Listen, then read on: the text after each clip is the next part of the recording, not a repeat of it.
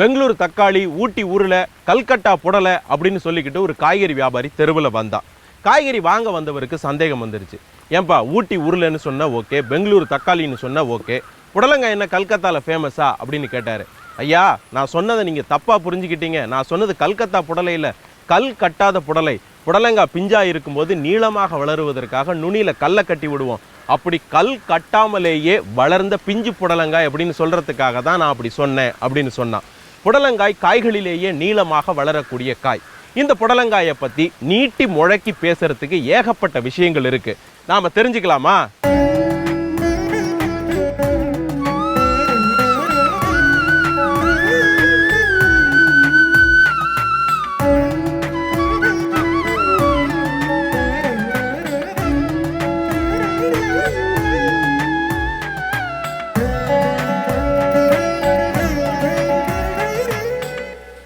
புடலங்காய் குக்கர்பிட்டேசியா என்ற வெள்ளரிக்காய் குடும்பத்தைச் சேர்ந்தது. இது ஒரு பூக்கும் கொடி வகை தாவரம். இதனுடைய காய்கள் பிஞ்சாக இருக்கும் பொழுது வெள்ளை கோடுகள் கொண்ட இளம் பச்சை நிறத்திலும் வளர வளர பச்சை நிறத்திலும் இருக்கும். வளர்ந்த பின் ஆரஞ்சு கலந்த மஞ்சள் நிறத்தில் மாறும். இந்த புடலங்காயினுடைய பூர்வீகம் எது? புடலங்காயின் பூர்வீகம் தெற்காசியா தான், அதிலும் குறிப்பாக இந்தியா தான் அப்படின்னு சொல்லப்படுது. சில ஆயிரம் ஆண்டுகளுக்கு முன்பே புடலங்காய் வட இந்திய பகுதி காடுகளில் கேட்பாரற்று முளைத்து கிடந்ததாக சொல்லப்படுது. சச்சிந்தா என்ற பெயர்ல சமஸ்கிருத இலக்கியங்கள்ல புடலங்காய் பற்றிய குறிப்புகள் நிறையவே காணப்படுது. ஆஸ்திரேலியாவின் வடக்கு பகுதிகளிலும் புடலங்காய் சில ஆயிரம் ஆண்டுகளுக்கு முன்பே இருந்ததற்கான ஆதாரங்கள் கிடைச்சிருக்குது. ஆக ஆஸ்திரேலியா தான் புடலங்காய்க்கு பூர்வீக பூமி அப்படின்னு சில தாவரவியல் ஆய்வாளர்கள் கொடிபிடிக்கிறாங்க. டிக்ரிடோஸ் இது ஆஸ்திரேலியாவின் பாரம்பரியமான இசைக்கருவி. இது புடலங்காயை மாடலாக வைத்துதான் உருவாக்கப்பட்டது அப்படின்னும் ஆய்வாளர்கள் சொல்றாங்க. இந்தியா, ஆஸ்திரேலியா தவிர இலங்கை, பாகிஸ்தான், நேபாளம், மலேசியா, சீனா, ஜப்பான், மொரீஷியஸ், கரிபியன் தீவுகள், லத்தீன் அமெரிக்காவின் சில பகுதிகள், இவை எல்லாம் சில 100 ஆண்டுகளாகவே புடலை விளையும் பூமியாக சொல்லப்படுது. என்னோட இருக்கிறது நித்யா அவர்கள். வணக்கம்மா. வணக்கம். என்னம்மா செய்ய போறீங்க? இன்னைக்கு நான் புடலங்காய் ரிங்ஸ் அப்படின்னு சொல்லிட்டு ஒரு ஸ்டார்டர் பண்ண போறேன். சோள மாவு, அரிசி மாவு, ஜீரகத்தூள், ஓமம் தூள், உப்பு, மிளகாய் தூள், இஞ்சி பூண்டு விழுது, தனியா, எண்ணெய். இப்போ நம்ம புடலங்காய் ரிங்ஸ் பண்ண போறோம். அதுக்கு முதல்ல புடலங்காயை கட் பண்ண போறோம். கட் பண்ண போறீங்க. வளையமா கட் பண்ணணும். வெயிட்.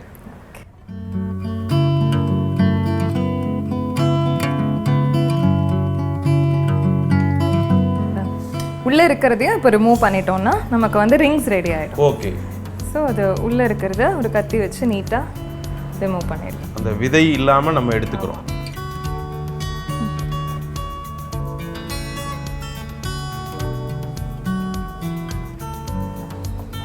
இப்போ இதுக்கான மாவு ரெடி பண்ணணும் இல்லையா? முதல்ல என்ன மாவு போட போறீங்க? கடலை மாவு ஃபர்ஸ்ட் ஆட் பண்ணிக்கலாம். ஃபர்ஸ்ட் கடலை மாவு இல்லையா? 1 கப் மாவு. அடுத்தது அரிசி மாவு. அரிசி மாவு இது வந்து ½ கப் எடுத்திருக்கேன். ஸோ 1/2 கப் அரிசி மாவையும் சேர்த்துக்கிறேன். அதுக்கு அடுத்தது சோள மாவு. சோள மாவு இதுவும் ஒரு ½ கப். அடுத்தது என்ன சேர்க்க போறீங்க?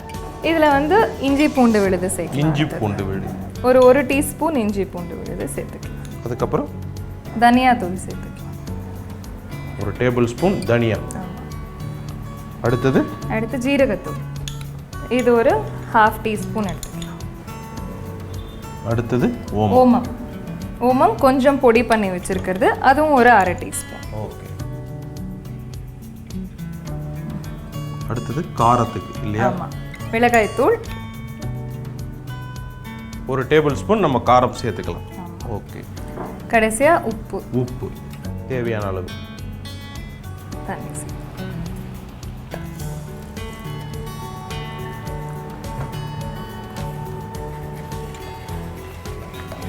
ஓகே. பாத்தீங்கன்னா நமக்கு மாவு ரெடி ஆயிடுச்சு இல்லையா? ஓகே. இதுக்கப்புறம் எண்ணெயை சூடு பண்ணி நம்ம இதை இந்த மாவுல முக்கி போட்டு பொரிச்சு எடுக்க வேண்டியதான்.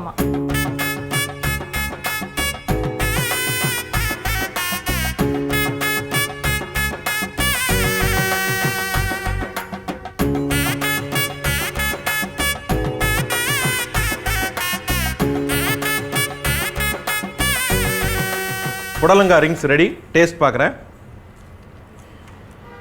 நல்லா சாப்பிடும்போது மொறுமொறுப்பு நல்லா இருக்குது. உள்ளுக்குள்ளே புடலங்காய் நல்லா வெந்திருக்கு. அதோடு அந்த காம்பினேஷன், மசாலா காம்பினேஷன், ஒரு சின்ன காரம், உப்பு, அந்த ஓமம், சீரகம், மல்லி இதனுடைய வாசனையும் இருக்குது.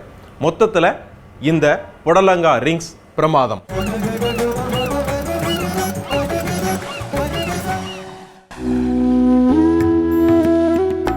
புடலங்காய் பொதுவா விதைத்த 70வது நாள்ல இருந்தே பலன் கொடுக்கக்கூடிய தாவரம். விதை விதைத்த 25வது நாள்ல இருந்து கொடி படரத் தொடங்கும். 30வது நாள்ல வெள்ளை நிறத்துல பூக்கள் பூக்க ஆரம்பிக்கும். 60வது நாள்ல இருந்து பிஞ்சுகள் கிடைக்கும். 70வது நாள்ல இருந்தே காய்களை பறிக்க தொடங்கலாம். நல்ல விளைச்சல் இருந்தா ஒரு நாள் விட்டு ஒரு நாள்னு 70 முறை, அதாவது அடுத்த 140 நாட்களுக்கு காய் கொடுக்கக்கூடிய தாவரம் இந்த புடலங்காய். புடலையில பாம்பு புடலை அப்படின்னு சொல்லப்படுற ஸ்னேக் கார்டு தான் அதிக நீளத்திற்கு வளரக்கூடியது. இது சுமார் 5 மீட்டர் நீளம் வரைக்கும் வளருமா. அதிக சுவை மிக்க புடலைனா அது பாம்பு புடலை தான். ஆனா இப்போ பாம்பு புடலையை விட சற்றே குண்டாக இருக்கக்கூடிய குட்டை புடலையை தான் விவசாயிகள் அதிகமாக விரும்பி பயிரிடுறாங்க. அது தவிர புடலையில் இளத்தல், கொத்து புடலை, நாய்ப்புடலை, பேய் புடலைன்னு பல்வேறு வகைகளும் இருக்குது. என்னோட இருக்கிறது மிஸ்ஸஸ் பவதாரிணி அவர்கள். வணக்கம்மா. வணக்கம். இப்போ என்னம்மா செய்ய போறீங்க? புடலங்காய் கோஃப்தா கறி பண்ண போகிறேன். சரி, இந்த புடலங்காய் கோஃப்தா கறிக்கு என்னெல்லாம் தேவை? உப்பு, மஞ்சத்தூள் போட்டு பாதி பதம் வேக வைத்த புடலங்காய், உருளைக்கிழங்கு வேக வைத்து மசித்தது, கொத்தமல்லி, பச்சை மிளகாய், எலுமிச்சம்பழச்சாறு, மஞ்சத்தூள், தனியாத்தூள், இஞ்சி பூண்டு விழுது, தேங்காய் துருவல், கசகசா, முந்திரி, வெங்காயம், தக்காளி விழுது, உப்பு, மிளகாய்த்தூள். சரி, இப்போ எங்களுக்காக புடலங்காய் கோஃப்தா கறி செஞ்சு காமிக்கிறீங்களா? ஓ, தயாரா. ஓகே. முதல்ல வேக வச்சு மசிச்ச உருளைக்கிழங்கு. உருளைக்கிழங்கு இது எத்தனை உருளைக்கிழங்கு இருக்குமா? இது ஒரு 3 உருளைக்கிழங்கு. ஒரு 3 உருளைக்கிழங்கு இல்லையா? நமக்கு எவ்வளோ தேவையோ அவ்வளோ. இதில் பச்சை மிளகா, பச்சை மிளகா சின்ன சின்னதா பொடியா நறுக்கியிருக்கேன். நறுக்குன பச்சை மிளகா,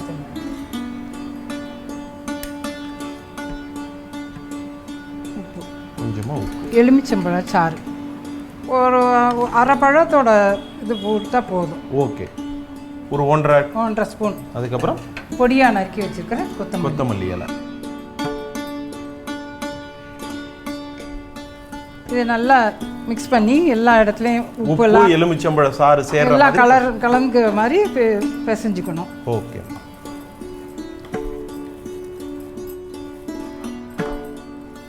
இப்போ நம்மளுக்கு உருளைக்கிழங்கு மசாலா ரெடி. இதை நம்ம வேக வச்சு எடுத்த புடலங்காய்க்குள்ள ஸ்டஃப் பண்றோம்.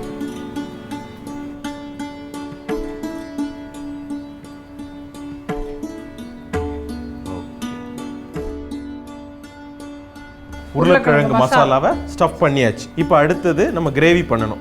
இப்போ கிரேவிக்கு என்ன பண்ண போறோம்? முதல்ல வந்து தேங்காய், கசகசா, முந்திரியை அரைச்சிக்கணும். முதல்ல கசகசா தனியாக ரன் பண்ணிட்டு அதுக்கப்புறம் அதோட முந்திரியும் தேங்காயும் போட்டு அரைச்சிக்கணும்.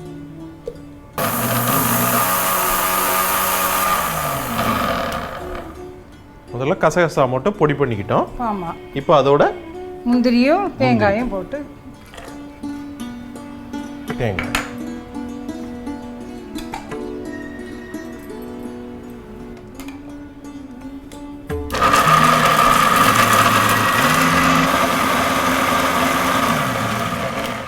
தேங்காய், கசகசா, முந்திரி போட்டு அரைச்சி எடுத்தாச்சு.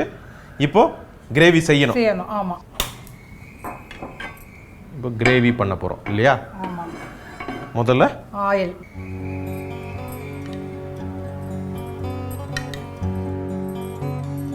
ஆனியன், ஆமாம், வெங்காயம்,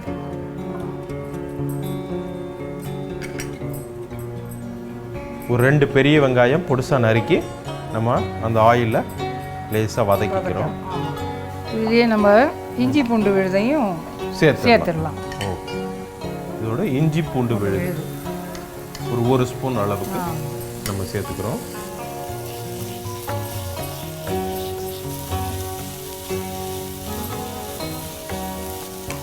இப்போ நம்ம தக்காளி விழுது சேர்க்குறோம் இல்லையா? ஆமாம். ஒரு 3 தக்காளி அளவுக்கு ஆமாம் அரைச்சது.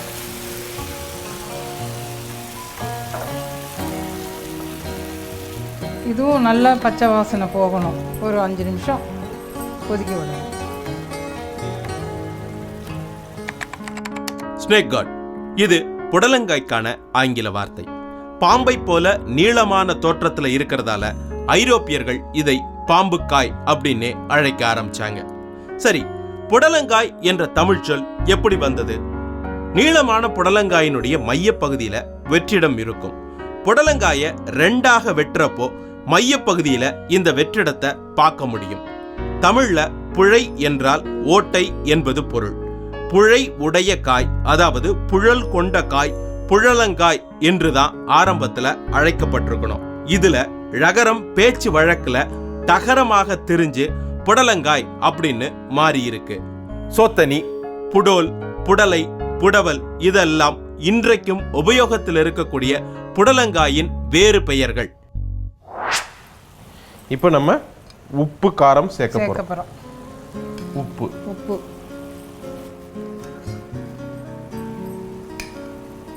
காரப்பொடி இது அவங்கவுங்க விருப்பப்படி காரம் சேர்த்துக்கலாம். உப்பும் காரமும் அளவுக்கு ஏற்ற மாதிரி சேர்த்துக்கலாம். ஆமாம். மஞ்சத்தூள், கொஞ்சமா மஞ்சத்தூள், இது தனியாத்தூள், கொஞ்சமா மல்லித்தூள்.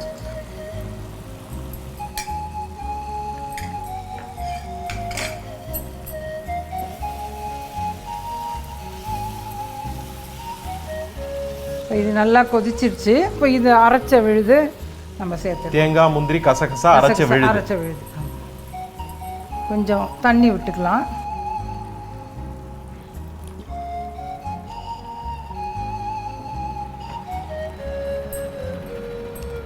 இப்போ நம்மளுக்கு கிரேவி கிட்டத்தட்ட ரெடி ஆயிடுச்சா? ஆல்மோஸ்ட் கிட்ட வந்துருச்சு. நம்ம இந்த காய் ஸ்டஃப் பண்ணி வச்சிருக்கிறது இதில் அடுக்கி அதுதான் பண்ண போறீங்க. அது நெக்ஸ்ட் அதுதான் செய்யணும். ஓகே.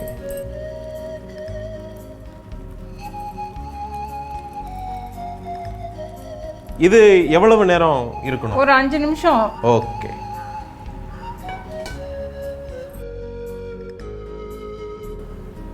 நமக்கு ஒரு 5 நிமிஷத்துக்கு மேல ஆயிருச்சு. பார்க்கலாமா? வெந்திருக்கா? நல்ல குக் ஆயிருச்சு. புடலங்காய் கோஃப்தா கறி ரெடி. அடுப்பு அணைக்கலாம். அணைச்சிடலாம். அணைங்க. புடலங்காய் கோஃப்தா கறி டேஸ்ட் பார்க்குறேன். இந்த உருளைக்கிழங்கு புடலங்காய் எல்லாமே இந்த கிரேவியோட சேர்ந்து பிரமாதமாக இருக்கு. புடலங்காய் கோஃப்தா கறி சூப்பர்.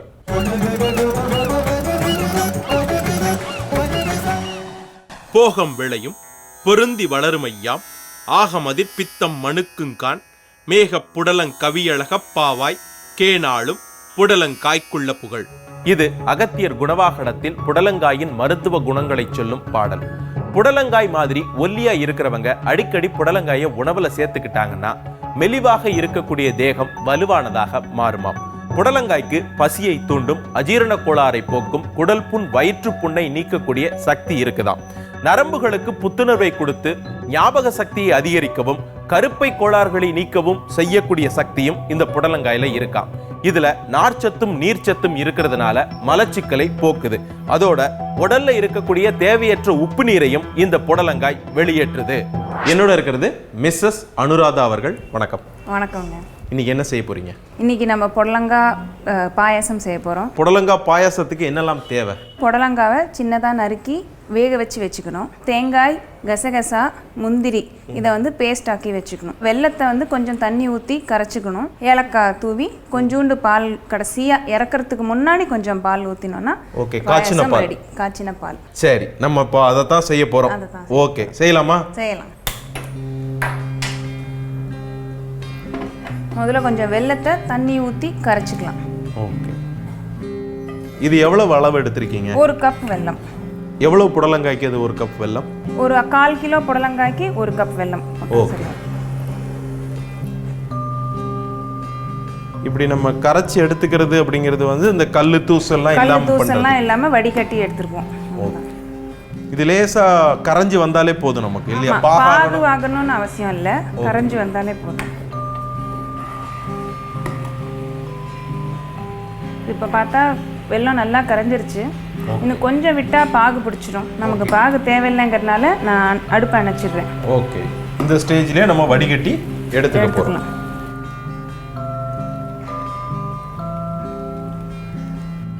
நம்ம வெல்லத்தை தண்ணியில் கரைச்சி வச்சுட்டோம், நல்ல வடிகட்டி எடுத்து வச்சுக்கிட்டோம் இல்லையா? அடுத்த ஸ்டேஜ் என்ன?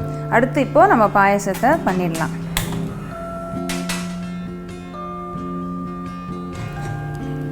முதல்ல அந்த கரைச்ச வெல்லத்தை இதில் எடுத்துக்கலாம்.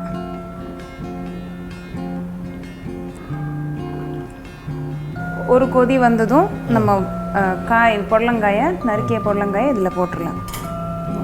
இப்போ நம்மளுக்கு கொதி வந்துருச்சு. இப்போ நம்ம நறுக்கி வேக வச்சு எடுத்துருக்கக்கூடிய புடலங்காவை இதில் சேர்க்கணும்.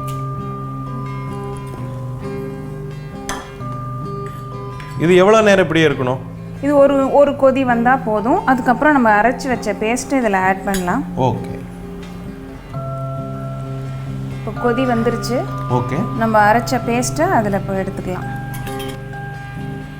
தேங்காய், முந்திரி, கசகசா பேஸ்ட்டை நம்ம இதில் சேர்க்குறோம்.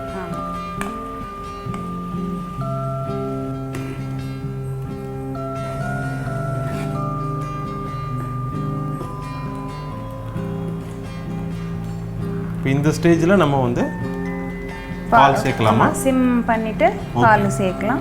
ஒரு கப் பால், ஒரு கப் பால் சேர்த்தா போதும். இப்போ நம்மளுக்கு பால் சேர்த்த பிறகு ஒரு கொதி வரணும். அதுக்கு பிறகு தான் ஏலக்காயை சேர்த்துட்டு அணைச்சிடலாம், அடுப்பு அணைச்சிடலாம். ஓகே, ஒரு விருந்துக்கு போறோம். அங்க ஏக கவனிப்பு. விருந்து எப்படி இருந்துச்சு அப்படின்னு யாராவது கேட்டா என்ன சொல்லுவோம்? விருந்து தடபுடலா இருந்துச்சு அப்படின்னு சொல்லுவோம்ல. அது என்ன தடபுடல்? அதுக்கு என்ன அர்த்தம்? தடல்னா வாழைன்னு பொருள். பலாப்பழத்தையும் இது குறிக்கும். தவிர மொறுமொறுப்பான உணவு வகைகளை சொல்வதற்கும் இந்த வார்த்தையை உபயோகப்படுத்துவாங்க. புடல்னா புடலங்காயின் பல்வேறு வகைகளை சொல்வது. இந்த தடலும் புடலும் கலந்த அருமையான விருந்து என்பதுதான் தடபுடல் விருந்து என்பதற்கான அர்த்தம் அப்படின்னு தமிழ் ஆய்வாளர்கள் சொல்றாங்க.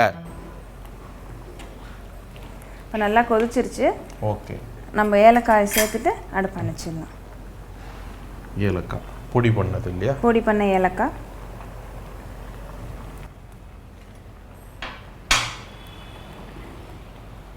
ரெடி ஆயிடுச்சு இல்லையா? ரெடி ஆயிடுச்சு பாயாசம். ஓகே, இப்போ நம்ம நிறுத்திடலாம்.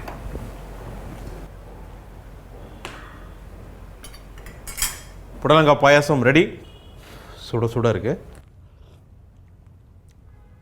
வாவ், அந்த வெள்ளைப்பாகு, அதோட அந்த தேங்காய் பேஸ்ட்டு, அதோட வந்து பால் எல்லாம் சேர்த்து ஒரு பிரமாதமான சுவை கொடுக்குது. அதோட புடலங்காய் அதனுடைய ஃப்ளேவரும் சேர்ந்துருக்கு. புடலங்காயில் அந்த வெல்லத்தினுடைய தித்திப்பு மொத்தமாக இறங்கியிருக்கு. புடலங்காய் பாயாசம் வித்தியாசம். இந்த புடலங்காயினுடைய வரலாறும் உணவுகளும் சுவையா இருந்துச்சுல. மீண்டும் மற்றொரு நிகழ்ச்சியில் வேறொரு உணவோடும் வரலாறோடும் உங்களை சந்திக்கின்றேன். பை.